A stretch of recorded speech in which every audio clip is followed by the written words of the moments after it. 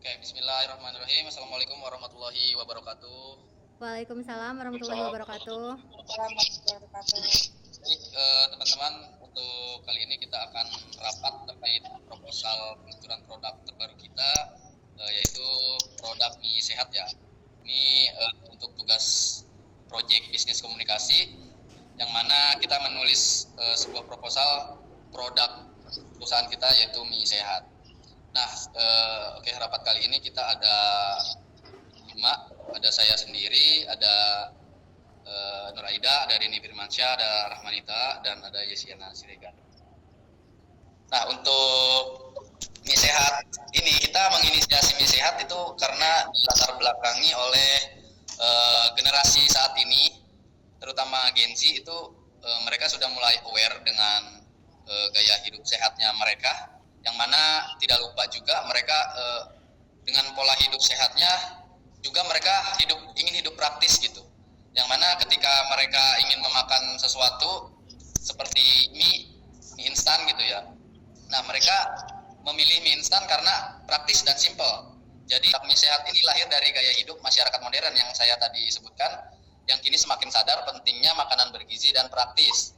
Banyak sekali mahasiswa dan pekerja muda yang butuh makanan cepat saji, tapi tetap sehat dan aman untuk tubuh. Nah, karena itu kita menginisiasi dan menghadirkan mie sehat ini sebagai mie instan rendah kalori, tinggi serat, dibuat dari tepung gandum yang utuh, sayuran organik dan tanpa bahan pengawet. Nah, produk kami juga dirancang agar tetap enak ya, enak terus bergizi dan cocok buat gaya hidup aktif masyarakat terkini kayak Gen Z sekarang. Nah, kita punya anggarannya nih teman-teman. Kita ada 3 komponen biaya anggaran untuk mie sehat. Yang pertama ada produksi awal, yang kedua ada promosi dan pemasaran, dan yang terakhir itu distribusi dan operasional.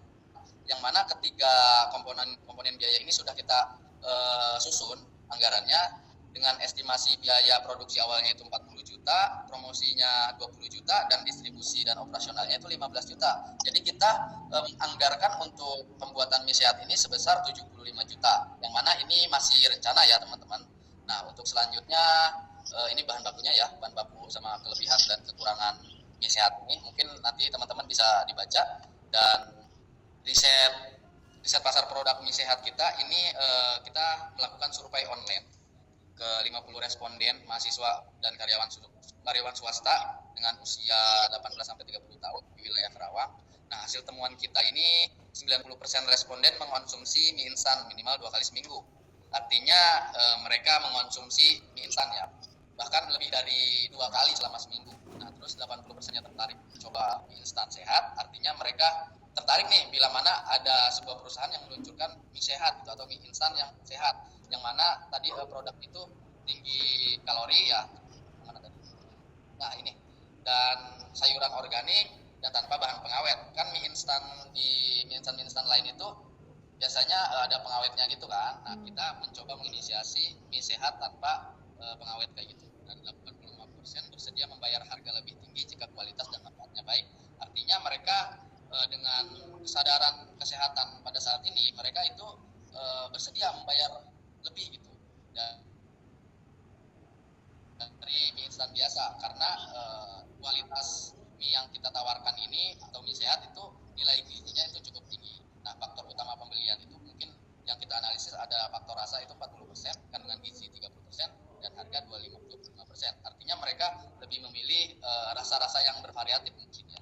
Nah, analisis SWOT-nya untuk mie sehat kita itu kita punya kekuatan karena kita mie sehat itu terbuat dari bahan alami ya, seperti tepung gandum utuh dan sayuran organik dan sebagainya. Terus kelemahannya karena kita bahan bakunya sedikit mahal, jadi mie kita atau mie sehat kita ini harganya lebih mahal lah dibanding mie instan biasa. Terus peluang kita bisa mengambil peluang itu dari tren gaya hidup sehat meningkat di kalangan masyarakat. Artinya kita bisa masuk ke pasar Gen Z gitu, karena mereka sudah mulai sadar dengan kesehatan mereka masing-masing. Terus ada ancamannya, ada threats dengan persaingan merek besar yang dipunyai oleh mie instan lainnya. Mungkin kita punya persaingan dengan merek besar yang memiliki loyalitas tinggi. Terus konsumen juga masih sensitif terhadap harga karena kita menjual harga yang sedikit lebih mahal. Nah, Terus ada yang terakhir itu perubahan selera pasar yang cepat. Artinya kita nggak tiba-tiba meluncurkan mie sehat, terus itu nggak mudah buat mereka masuk ke produk kita. Nah, kita punya strategi pemasarannya, ada strategi promosi, itu ada bla bla bla segala macam. Dan yang terakhir mungkin lanjut ke sesi selanjutnya, yaitu tanggapan dari teman-teman. Yang pertama memberi tanggapan ada Rahmanita, silakan Rahmanita. Oke, paling tanggapan dari aku ya, kita tuh kan mie-nya itu tanpa pengawet ya, sedangkan mie di luar sana itu pada menggunakan pengawet. Kita bisa tambahin, kalau ada tanggapan aku, kita bisa tambahin kayak cara penyimpanan yang baik untuk mie-nya, biar misalkan kayak taruh di kulkas atau di mana, biar mie-nya tuh lebih awet. Karena kan mie di luar sana tuh apa ya, pada ininya pakai pengawet tuh jadi bisa dipakai jangka waktu yang panjang, sedangkan kita tuh kan jangka waktunya pendek untuk dikonsumsi. Kita bisa mungkin tambahkan lagi kayak cara-cara step-stepnya nih, nyimpan mie-nya di mana kayak gitu. Mungkin kayak pendapat dari aku juga kayak gitu sih. Oke, terima kasih. Mungkin nanti menjadi perkembangan kita selanjutnya terkait mie ini ya. Nanti Notulens bisa ditulis dulu, nanti kita kembangin lagi. Oke. Kalau dari keseluruhan ya, mie sehat tuh berdampak positif banget buat masyarakat, apalagi yang orang-orang yang diet. Terus kan banyak kalau makanan cepat saji juga bisa dibuat lebih baik gitu kan. Kebanyakan kan cepat saji tuh kayak junk food kayak gitu-gitu kan nggak sehat banget ya buat kita. Nah itu bisa positif lah buat kita ke depannya, buat kesehatan kita jangka panjang gitu.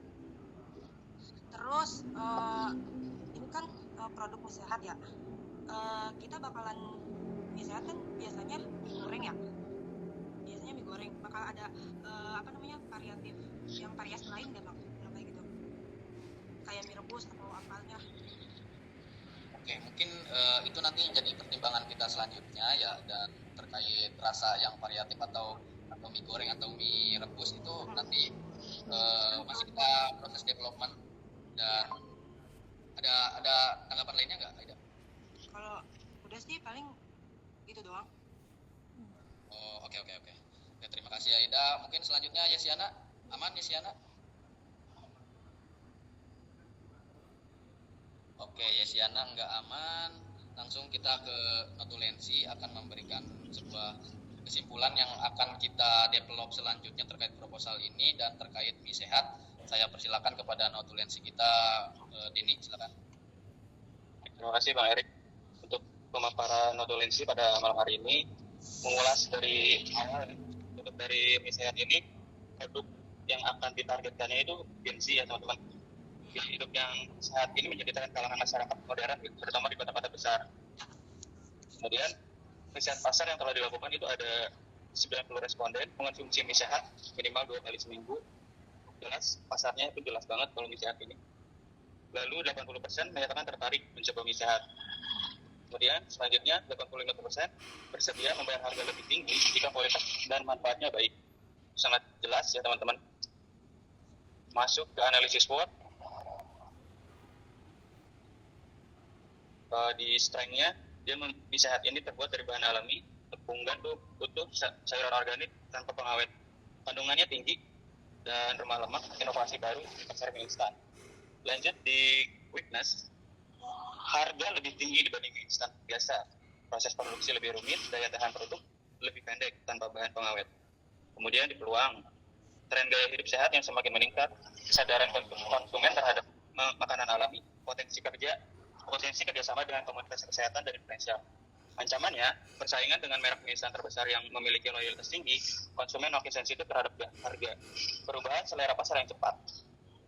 Rincian anggarannya cukup jelas ya teman-teman, di sini sudah dituliskan oleh saya. Yang pertama itu ada produk awal, bungkusannya itu sebesar 40 juta untuk totalannya, kemudian promosi dan pemasarannya di 20 juta, yang ketiga di distribusi dan operasional di 15 juta teman-teman, totalnya di 75 juta. Mungkin sekian Bang Erik, saya serahkan kembali ke Bang Erik. Terima kasih. Oke, terima kasih Mas Denny untuk sedikit paparannya yang sudah ditulis tadi.